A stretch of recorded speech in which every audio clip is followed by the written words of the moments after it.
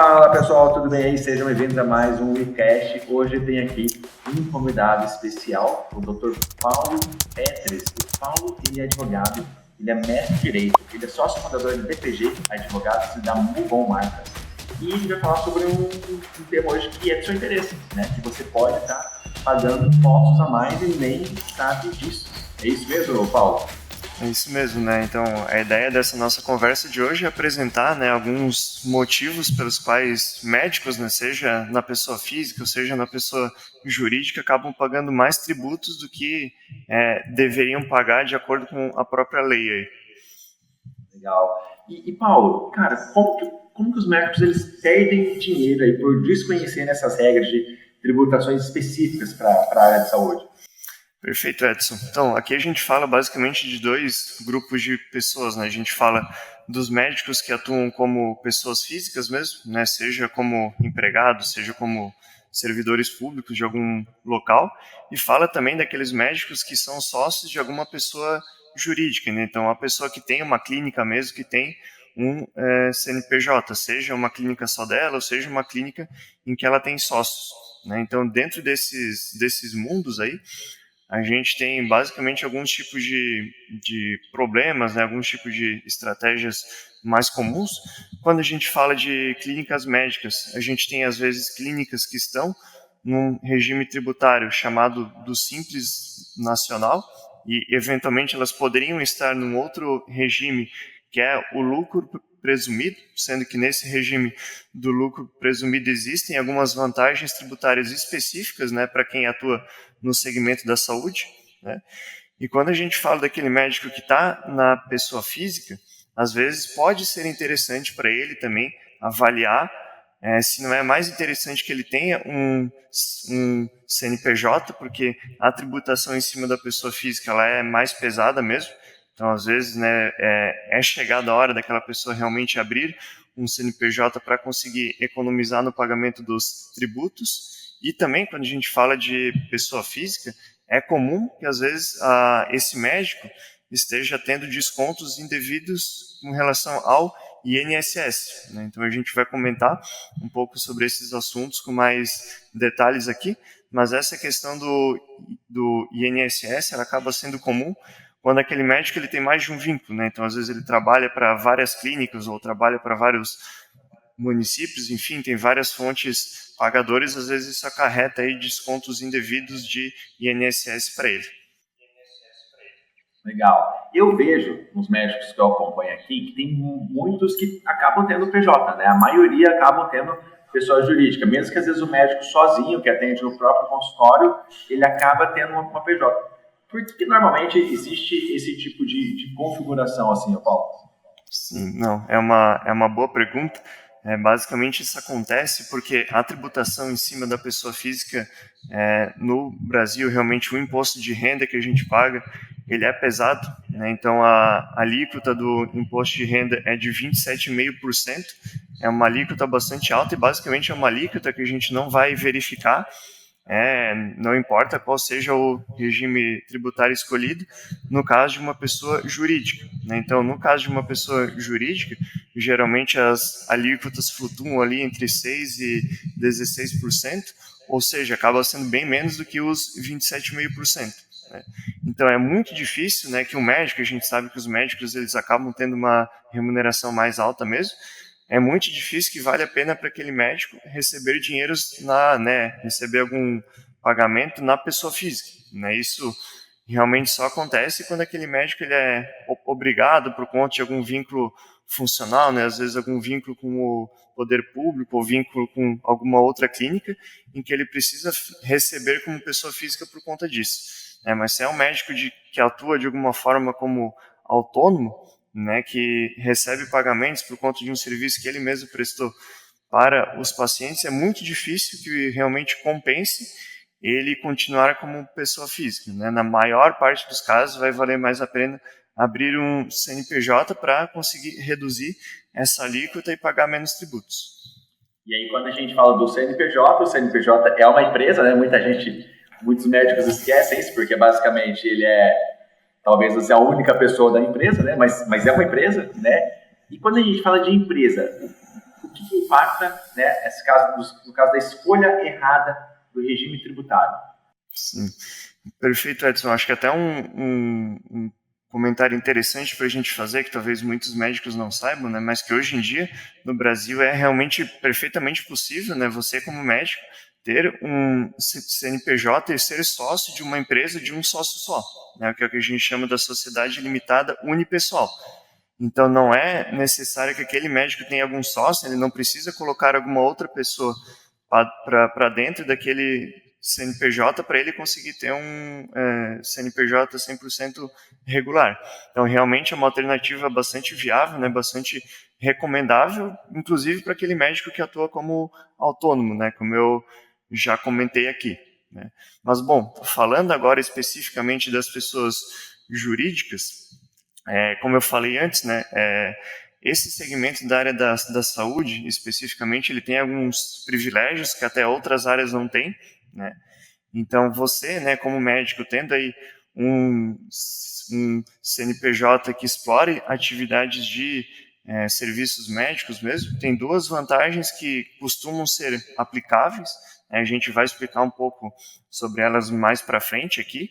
Então, não é sempre que o médico vai poder se utilizar desses benefícios, mas em muitos casos é sim aplicável. Quais seriam essas duas estratégias tributárias principais que permitem que o CNPJ daquele médico pague menos tributos? A primeira delas é o ISS fixo. Né? O que é isso do ISS fixo?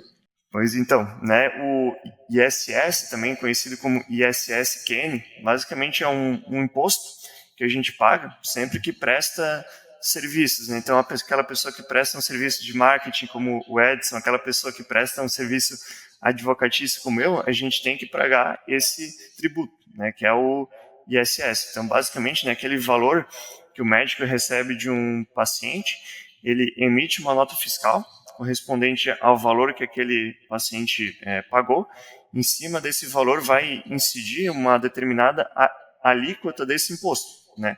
Essa alíquota do ISS ela costuma flutuar de 2% a 5%. Né? Então, como esse é um imposto municipal, né, que é pago para os municípios, isso varia justamente de acordo com cada município. Então, em alguns municípios vai ser 2%, às vezes 3%, às vezes 4% e às vezes 5%. Né? Então, para a grande maioria dos negócios funciona dessa forma.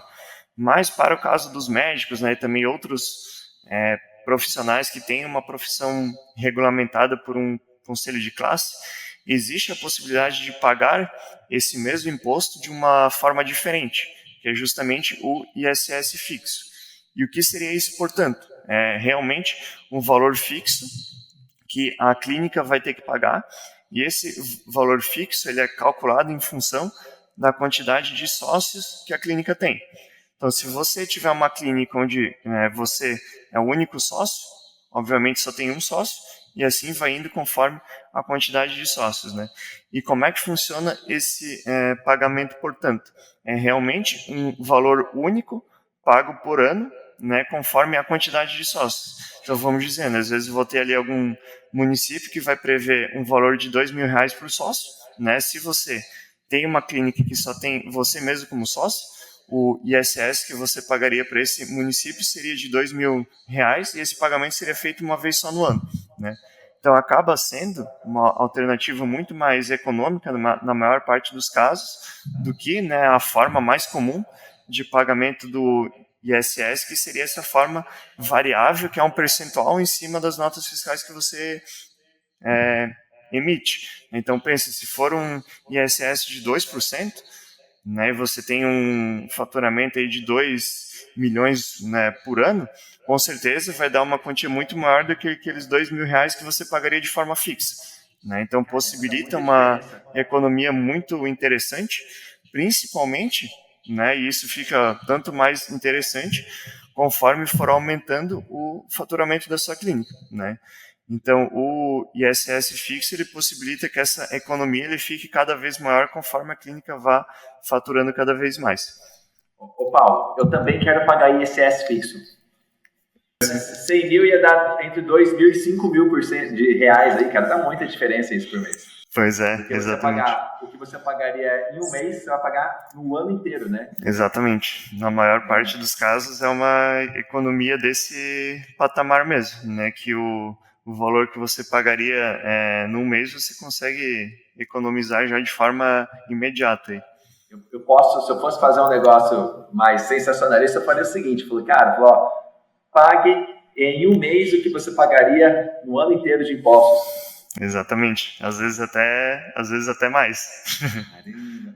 Ô, Paulo, e tinha uma outra coisa que você tinha falado, que é a respeito ali, como que as clínicas elas conseguem reduzir essa carga tributária com a parte da equiparação hospitalar. Aí só vale para quem tem clínica, às vezes com um, dois ou mais sócios. É isso ou não? Exatamente, né? Então, um outro tipo de tributo, né, que existem vantagens para o segmento da medicina, até para odontologia, em alguns casos, reside nessa questão da equiparação hospitalar. Então, se você consegue esse benefício, você também reduz uma alíquota ali de dois tributos que são pagos, né, que é o imposto de renda da pessoa jurídica e a contribuição social sobre o lucro líquido.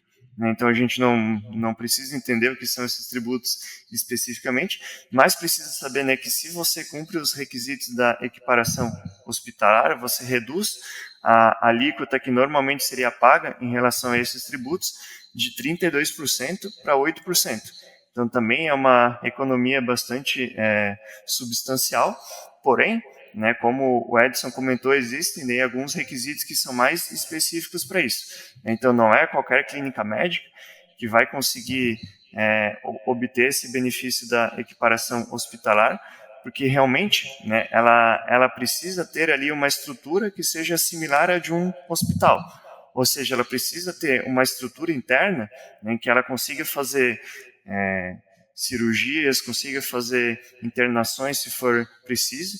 Então precisa realmente ter uma estrutura um pouco mais complexa. Não basta uma atividade de um diagnóstico simples, por exemplo. Né? Precisa ser realizada ali dentro daquela clínica algum tipo de procedimento cirúrgico, alguma intervenção, né, de promoção de saúde realmente mais complexa. Né? Por Algum isso que não é todo mundo procedimento que vai médico, conseguir. por exemplo? Olha, né, a gente costuma ver isso bastante aqui para os nossos clientes do segmento oncológico, né, aqueles médicos oncologistas que às vezes fazem uma cirurgia ali para remoção de algum tumor, por exemplo. Né, isso já seria enquadrado ali como um procedimento cirúrgico mais complexo. Né, então, de modo geral, esse seria um exemplo, assim, mas sempre que a gente tem alguma cirurgia realmente de maior complexidade, que a clínica tem uma estrutura, né, ela tenha aparelhos específicos para conseguir fazer aquele procedimento, a chance, né, de se enquadrar aí no benefício da equiparação hospitalar é grande. Né? Lógico que a gente sempre tem que analisar caso a caso para ver se realmente no caso daquela clínica, né, tem uma probabilidade grande de conseguir, né? Por isso que é importante realmente fazer uma análise personalizada. Mas, né, resumindo, diria que todo médico assim que faz algum procedimento cirúrgico, ele deveria se atentar para essa possibilidade, porque eventualmente pode sim, né, ser possível. Talvez Fala de novo, qual que é a diferença da alíquota aí, por favor? ela é reduzida de 32% para 8%. Né? Eu também Então, quero. infelizmente a gente não consegue, né? Não somos médicos, então não temos esses privilégios aí previstos por lei, né? Cara, a gente está falando de alguma economia assim, de milhares, centenas de milhares de reais, na verdade, né? Exatamente. Né? Um detalhe que é válido mencionar também, né, que esses dois benefícios, essas duas teses que eu comentei, tanto do ISS fixo quanto da equiparação hospitalar, elas só podem ser utilizadas, né, para aquelas clínicas médicas que estão no regime que a gente chama do lucro presumido. Né? Então, aquelas clínicas que estão no Simples Nacional, elas não podem usufruir desse benefício. Né? Basicamente, o que é o Simples Nacional? Né? Como o nome já diz, é um regime de tributação mais simples, porque você paga uma única guia, né, de tributos ao final do mês, que é calculado em função do seu faturamento, e dentro dessa mesma guia, né, já contém ali vários tributos que são repartidos, né, com a União, com o Estado, quando for o caso, e com o município. Então, muitas clínicas, né, acabam permanecendo no simples pelo fato de ele ser mais simples do ponto de vista burocrático, mas chega num determinado momento em que não vale mais a pena, né? Justamente que você vai acabar pagando mais tributos no simples, é claro, aqui tem vários fatores que precisam ser analisados, mas dentre eles essa impossibilidade de você se adequar ao ISS fixo e a uma equiparação hospitalar, quando for o caso. Então, é sempre importante, né, fazer realmente um diagnóstico de como está o faturamento daquela clínica, de quais são os serviços que ela presta, porque eventualmente vale a pena sair do simples, né? Então, se você é dono de alguma clínica que ainda está no simples, você pode também, por conta disso, estar pagando tributos a mais, né? Por mais que seja uma economia, às vezes, do ponto de vista de tempo, né? Principalmente para contabilidade, que acaba fazendo essa parte mais burocrática, mas muitas vezes não compensa porque a carga tributária ela fica maior. Cara, fazendo uma conta rápida aqui, só pelos esses dois exemplos que você me deu, compensaria, se a pessoa se enquadrando, o médico, a clínica se enquadrando, poxa, seria bem melhor do ponto de vista financeiro contratar alguém para fazer isso, porque no final ia sobrar mais dinheiro, né? Exatamente, exatamente. Né? Então é sempre interessante, né, esse monitoramento, essa análise, ela tem que ser feita de modo constante, porque quando a clínica abriu, obviamente ela tinha uma realidade X, então possivelmente ela faturava menos, né, do que ela fatura hoje em dia.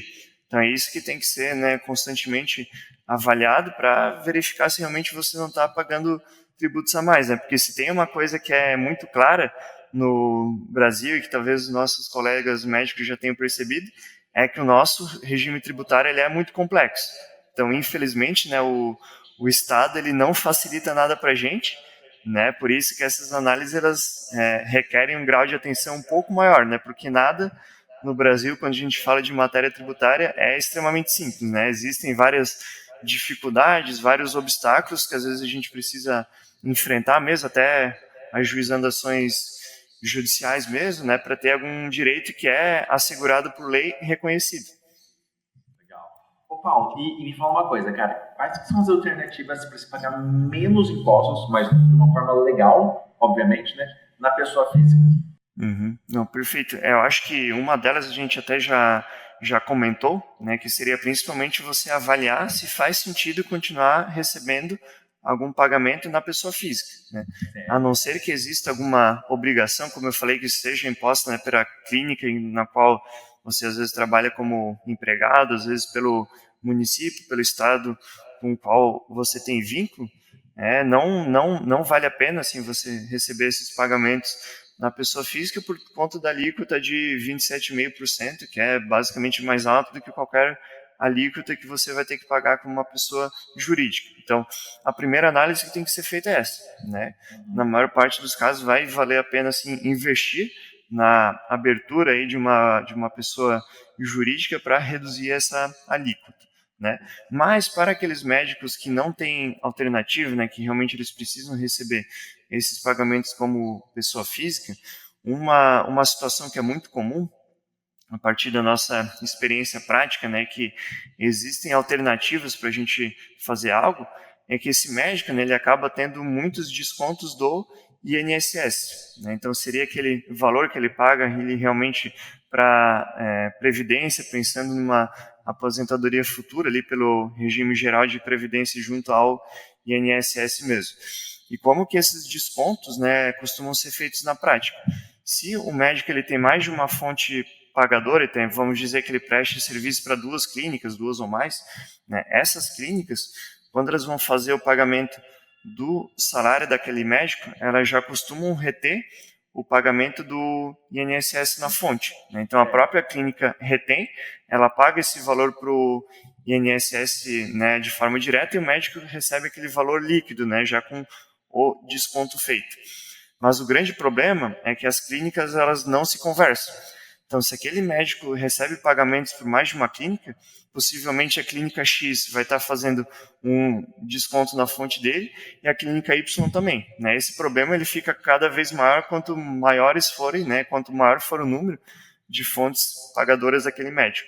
E pode chegar num determinado momento aí que a soma desses descontos na fonte vai ultrapassar o limite legal do que aquele médico pode pagar, né? Então, hoje em dia, todo ano, né? Isso aí é aquele INSS duplicado? Exatamente. É o que é popularmente conhecido, digamos assim, como um desconto duplicado, às vezes triplicado, né? A depender do caso aí, para os casos do INSS, né? Você tinha um caso, cara, de uma médica que recuperou acho que mais de 50 mil de INSS indevido, não tem? Exatamente, né? Então, quando isso acontece, costuma ser realmente um valor bem grande que a pessoa tem direito de restituir, porque, né, o pagamento que os médicos costumam receber, eles são relativamente altos, assim. Então, a chance de ele extrapolar o teto, né, para a gente ter uma ideia, em 2025 aqui o teto de descontos que uma pessoa pode fazer para o INSS é de R$ 8.157. Né? Então, é bem comum que esses descontos, né, como eles vêm de várias fontes pagadoras, eles extrapolem essa quantia máxima, e que isso acontece, né, o médico tem o direito de pedir a restituição de tudo aquilo que ele pagou a mais nos últimos 5 anos. Então a gente consegue pegar, exatamente, né, consegue pegar esse período grande, né, por isso que geralmente esses valores de restituição eles costumam ser relevantes. Né?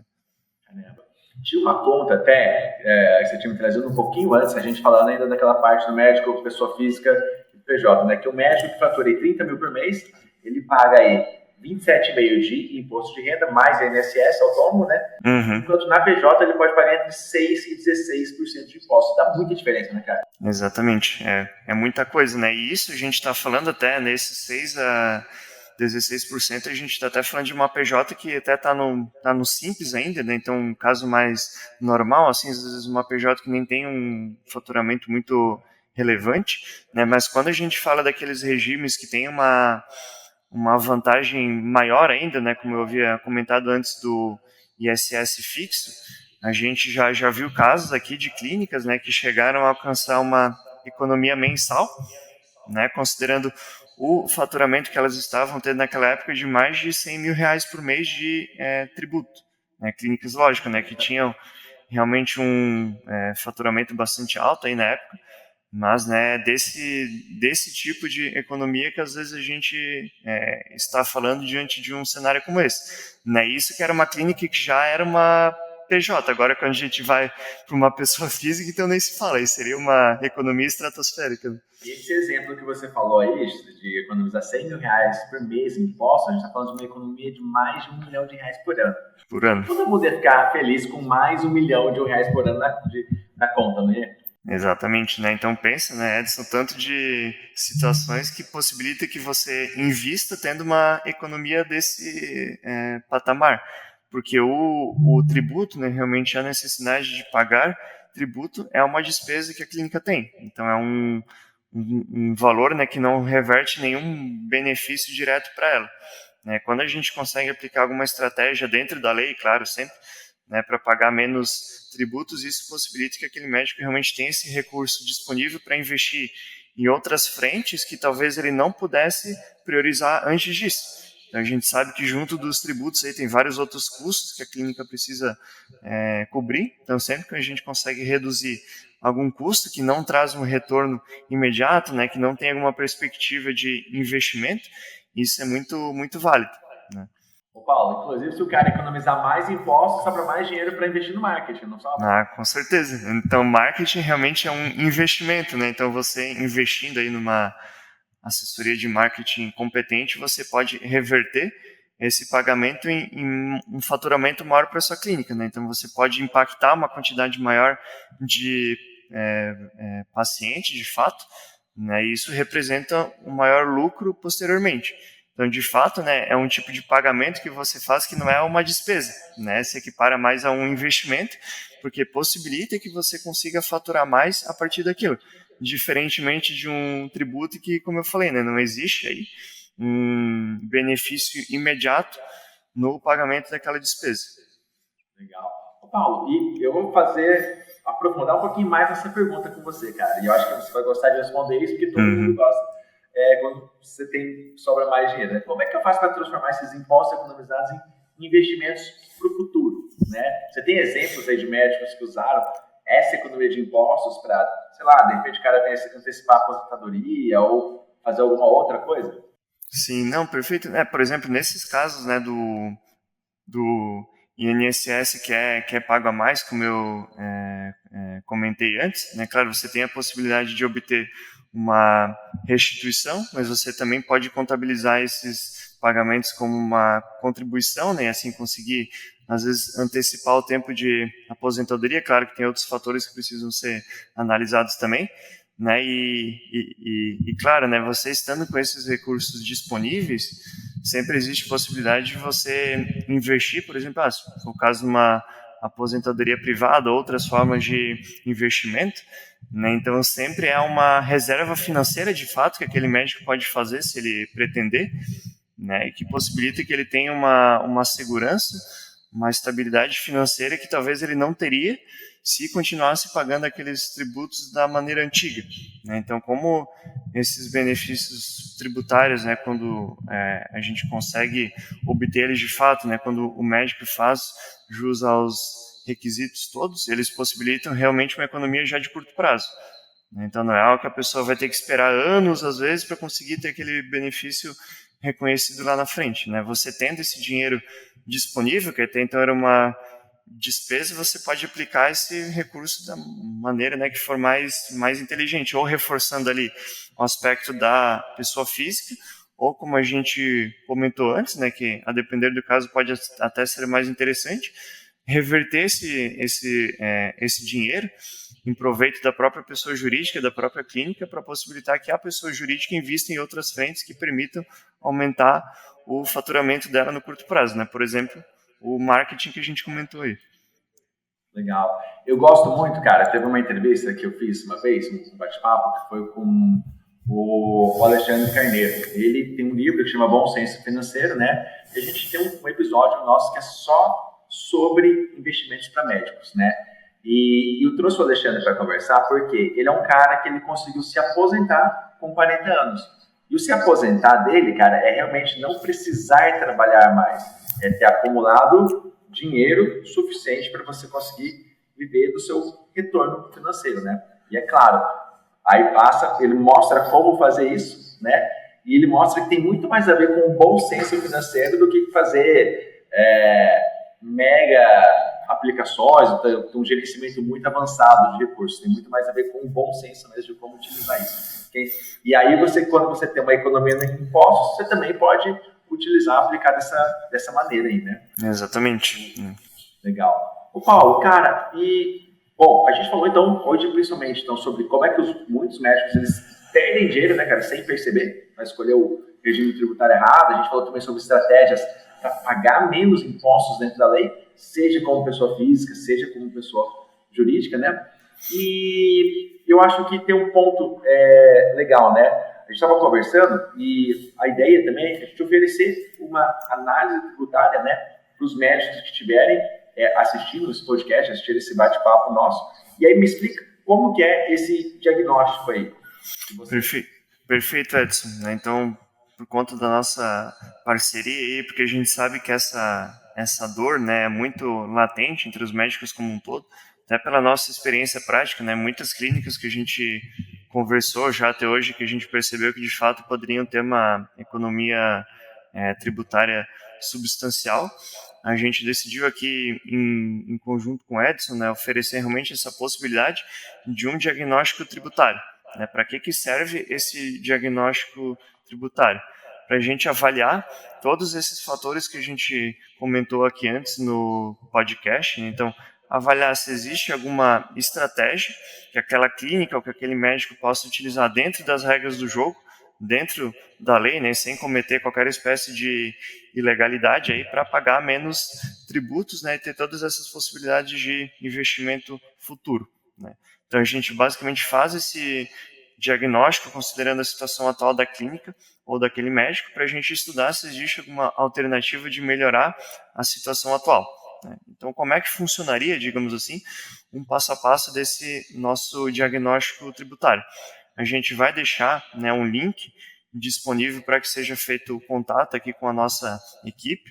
A partir disso, a gente vai seguir com uma etapa de atendimento, realmente, daquele médico para iniciar o diagnóstico ali. Então, iremos fazer algumas perguntas básicas, né, como, por exemplo, se ele já tem algum CNPJ, se tiver, qual que é esse CNPJ, se ele atua apenas como pessoa física, uma ideia do quanto que ele fatura, que é algo muito importante também, né? Eventualmente a gente pede algum documento, como por exemplo alguma nota fiscal que já tenha sido emitida recentemente para verificar quais tributos que estão incidindo ali, quais são as alíquotas, e a partir disso a gente consegue chegar em um parecer.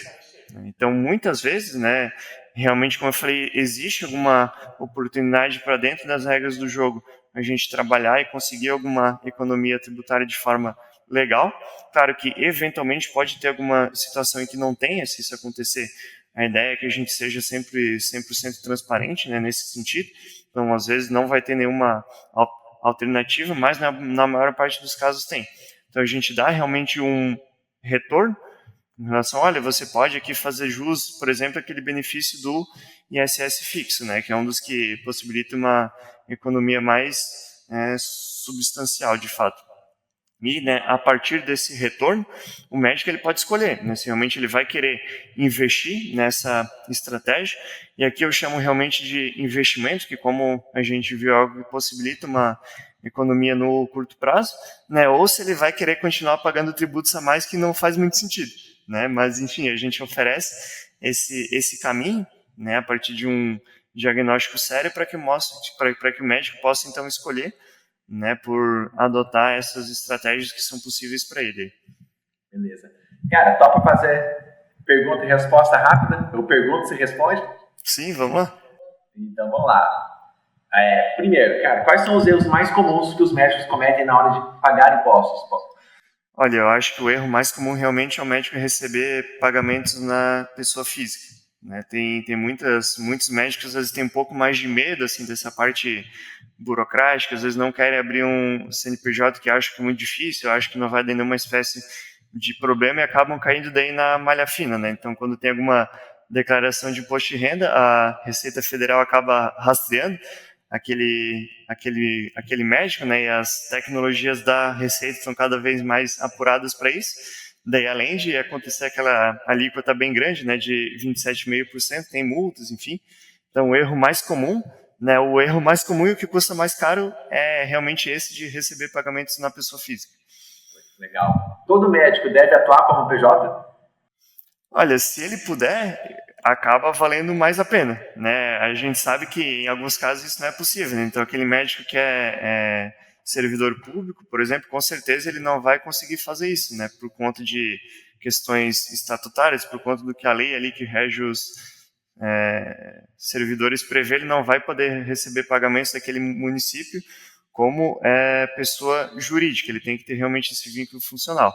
Mas para aquele médico que atua de forma autônoma, é muito difícil valer a pena para ele atuar como pessoa física. Realmente acaba valendo mais a pena ter um CNPJ. Tem um faturamento mínimo para valer a pena abrir uma PJ?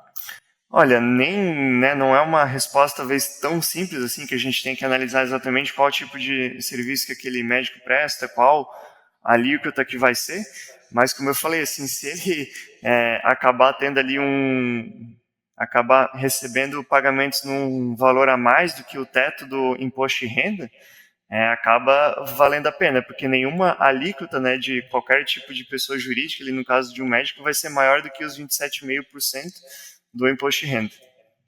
Legal. Um médico que trabalha em vários hospitais pode estar perdendo dinheiro? Pode estar perdendo dinheiro, principalmente, né, por conta dessa questão dos descontos em duplicidade do INSS.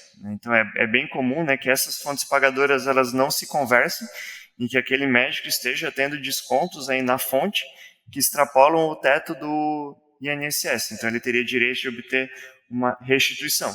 Isso sem falar na possibilidade daquele médico estudar também a possibilidade de ter um CNPJ para receber esses pagamentos, desde que daí esteja de acordo com as políticas desses hospitais. Aí. Legal. A Receita Federal ela pode implicar se o médico trocar de pessoa física para pessoa jurídica? Implicar com isso não, né? Um direito que aquele médico tem, né, de realmente fazer essa escolha tributária, não existe nenhum impedimento no Brasil assim para ele abrir um CNPJ, a não ser, como eu falei, né, casos específicos, aquele médico que seja servidor público, que às vezes aí sim vai ter alguma espécie de impedimento nesse sentido, mas por parte da Receita Federal não vai haver nenhum tipo de intervenção por conta desse ponto, né? Realmente é um direito que ele tem. Legal. E aí, a última pergunta, né? Ou melhor, como é que o médico pode saber se ele está pagando impostos demais? Realmente acaba sendo essencial fazer aí um diagnóstico tributário para a gente analisar essa situação com calma, né? Então, converse com algum advogado realmente especializado em direito tributário que vai conseguir fazer essa análise, né? De quais serviços você presta, de quais tributos, de quantos tributos você está pagando hoje em dia e se existe alguma alternativa possível de se economizar tributos dentro das regras do jogo, né? Então, sem cometer nenhuma ilegalidade, sem precisar ficar com medo de uma eventual fiscalização aí por parte das autoridades. Agora é uma pergunta que não é para DPG, é para o Paulo, tá? Paulo, eu normalmente faço essa pergunta, tá, cara? O Google é o maior site do mundo, né? Tem milhões e bilhares de acessos aí, todo minuto, tá?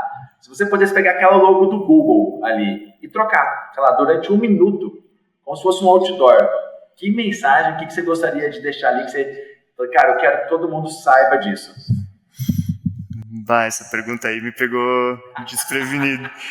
Mas eu diria, né, se for para ficar mais atento, né, mais preso ao assunto da nossa conversa de hoje, eu diria que é para você, é difícil formular isso numa frase curta agora, eu diria que, olha, invista realmente numa análise financeira do seu negócio, né, porque isso pode fazer uma diferença muito grande, seja para você ou para as pessoas que estão ao seu redor, né? Então, seja possibilitar uma vida financeira mais tranquila na sua pessoa física, seja possibilitar que se faça investimentos a favor da sua clínica ou até mesmo geração de empregos, né?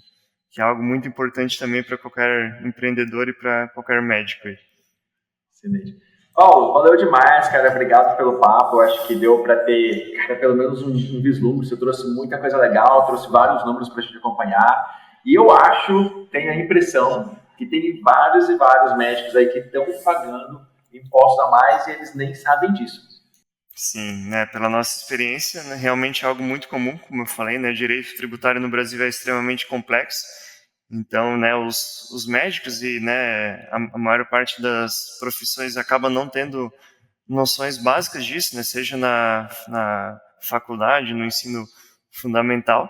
Então, para um leigo, assim, é realmente muito complexo entender se existe alguma possibilidade de economizar tributos dentro das regras do jogo. Por isso que é extremamente comum que existam essas oportunidades inexploradas aí que o médico, né, ou outros profissionais da saúde podem estar perdendo dinheiro. Cara, mas é para isso que existe o especialista, né? A gente mesmo, cara, eu tô com um problema, você procura um médico, normalmente um médico especialista.